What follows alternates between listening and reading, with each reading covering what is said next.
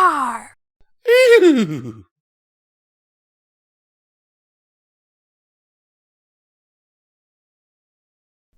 Hello and welcome to Pony&Wolf Productions. I am Midnight, and today we'll be reading Who You Are, written by Coronet the Lesser. As always, these are our amazing Patreons. Link is in the description if you wish to join. It really does help our little furry overlords. Now, shall we get to it?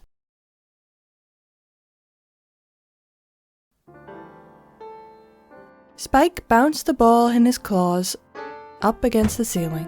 The evening sun was getting beyond the horizon, causing a ray of light from the window to brush against the edge of his vision. It was annoying, but not enough to motivate him to move. In fact, he wasn't sure anything could motivate him to get up off his bed. It was just too much effort. Instead, he focused on monotonely repeating the action of throwing the ball up and catching it on its way down.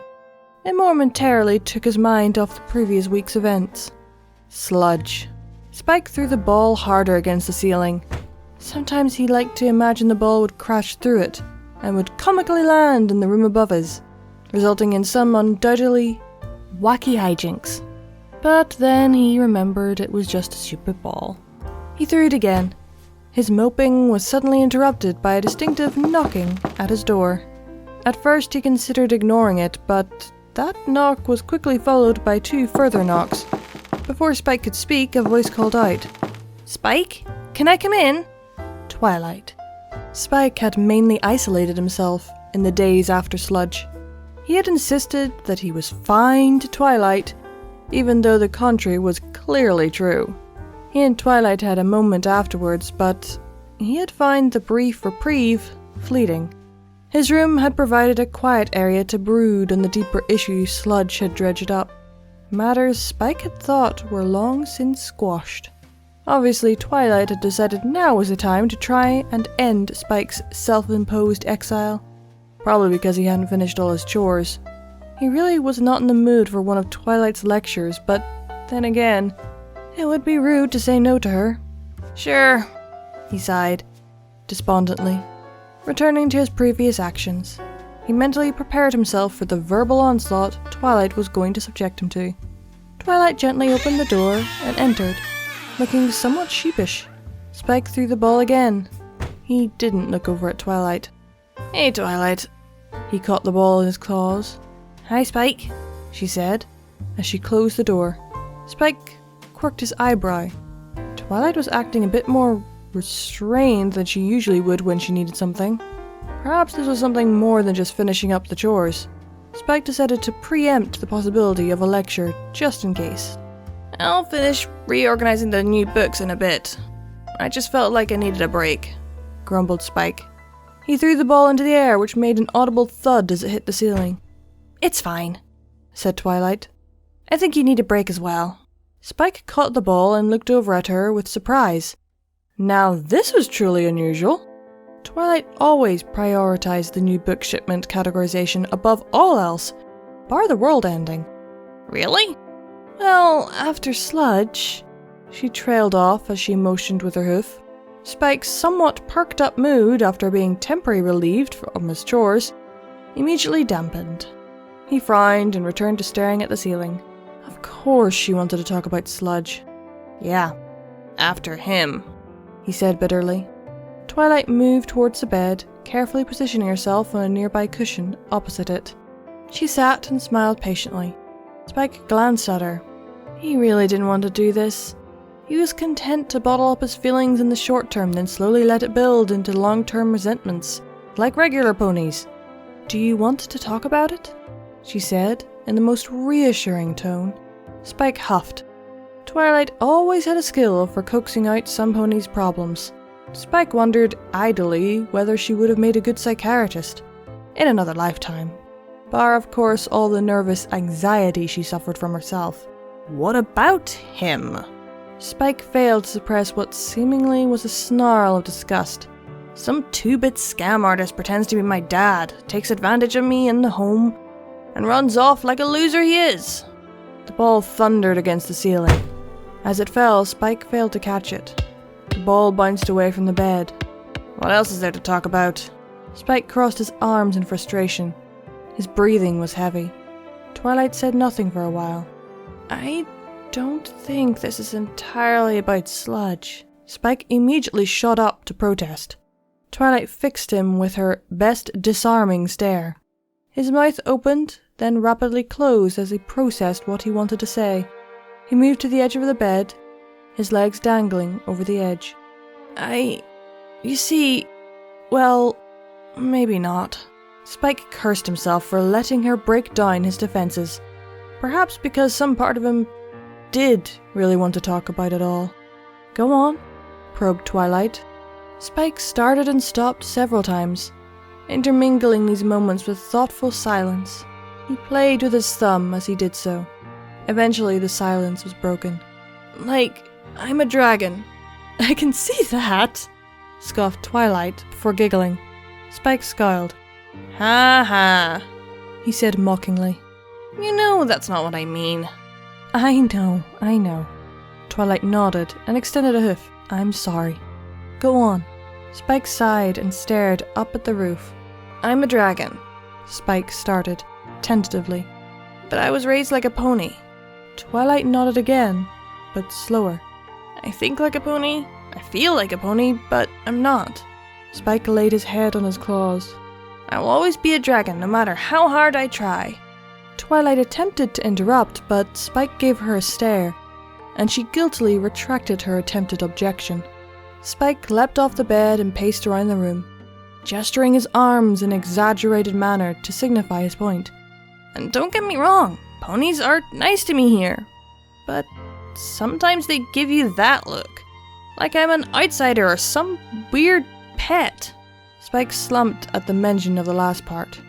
Twilight brisked in anger at the mention of pet. She suppressed her fury for now, as it was not the time. Perhaps some ponies in town needed to be reminded about a lesson in kindness. You know that's not true, she said, half lying. You've done so many great things and achieved so much. It doesn't change the fact that I'm not a pony. I'm a dragon, Spike mumbled bitterly. Dragons now play an important role in modern equestrian society. They're our friends and allies now. I know that, but I don't belong with them either, shouted Spike. The whole point of me visiting the dragon migration was to find out more about me, but all it did was show how different I am. Now I'm suddenly all conflicted again because now I'm certain I don't fit in with either ponies or dragons. Spike hung his head in despair. I'm not Ember, or even Smolder, Twilight. She quirked her head inquisitively. Sure, they're my friends, but I don't think like them. Spike tapped the side of his head. Sometimes I don't even understand them, and it confuses me. And then sludge, offered Twilight. Yeah, then sludge. Spike walked over to Twilight. For the first time, I felt like maybe I could find my place.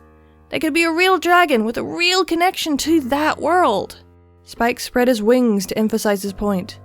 But that was a lie. Twilight frowned deeply. Spike played with his claws nervously. Even worse, when he was trying to teach me, he was just using me. It was all just so wrong. Spike defeatedly sat on the floor, his head falling into his claws once more. Too much of a pony to be a dragon. Too much of a dragon to be a pony. Sometimes I feel like I don't fit in anywhere. Twilight was quick to lift herself off her cushion, and within a moment's notice, Spike was wrapped in a hug. Twilight's wings enveloped him in a warm embrace. She placed her hooves around his back and gripped him tightly. Spike leaned into it.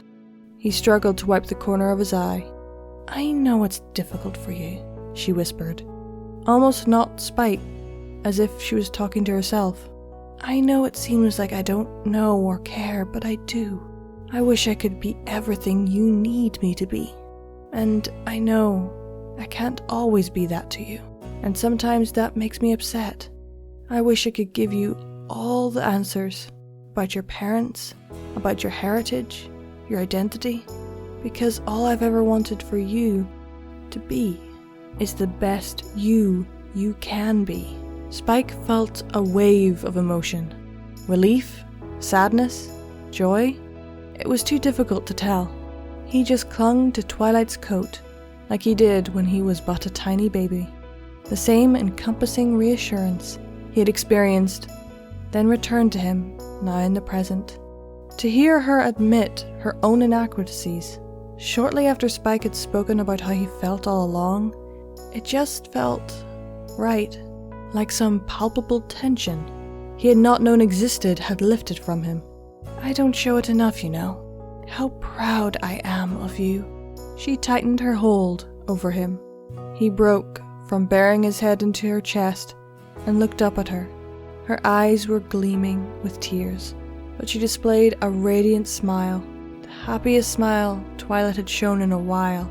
He wished she smiled like that more often. She pulled out of the hug and placed a hoof on his shoulder. You do belong, Spike. You may sometimes doubt it, but you do. You fit in here. She poked him in the chest.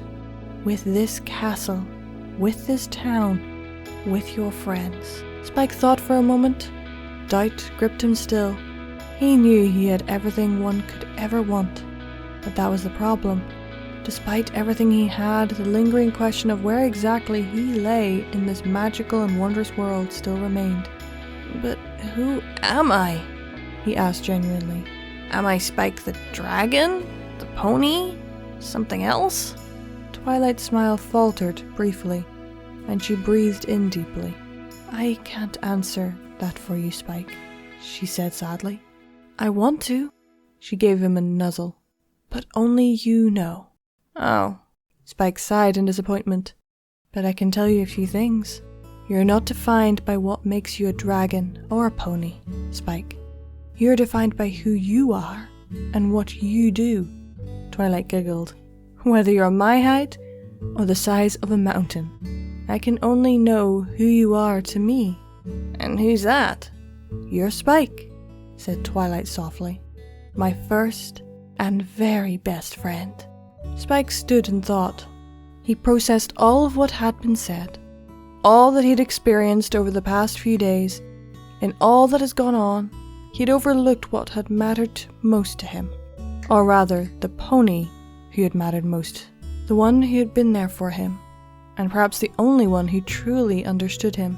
It finally dawned on him that it was inconsequential whether he was a dragon or a pony. He was something far more than that. He had always just been Spike, the assistant, the hero, and most importantly, the friend. For some reason, that was perfectly okay with him. And it filled it with so much warmth knowing Twilight saw that within him too. He rushed over and hugged Twilight deeply again. She stroked the spines on his head soothingly. Thanks, Twi. Always. She pulled off of him and headed towards the door, opening it and beckoning him to follow. Come on, let's get some ice cream. I think one of the stalls in the town should still be open. Spike nodded and moved to follow, but stopped short of the door. Twilight looked back, puzzled. Spike was unsure how to broach the question he wanted to ask, but it felt like something he needed to ask after everything they had just talked about. I know I can fly, but can I go on your back, like before I got my wings? He suddenly turned away from her, with his arms crossed. You know, not that I miss it or anything. My wings just get tired sometimes, and... Come on, champ. I'm sure you're exhausted. Twilight rolled her eyes as she placed Spike gently on her back, with her magic as she exited his room. Spike felt a great degree of nostalgia as she did so, but Spike was suddenly hit out of his reverie.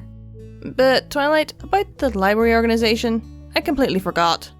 It can wait, Twilight said nonchalantly. Spike's head snapped towards Twilight. Who are you and what have you done to Twilight? She shrugged before stopping and nuzzling his cheek with her turned head. What can I say? Some things are more important.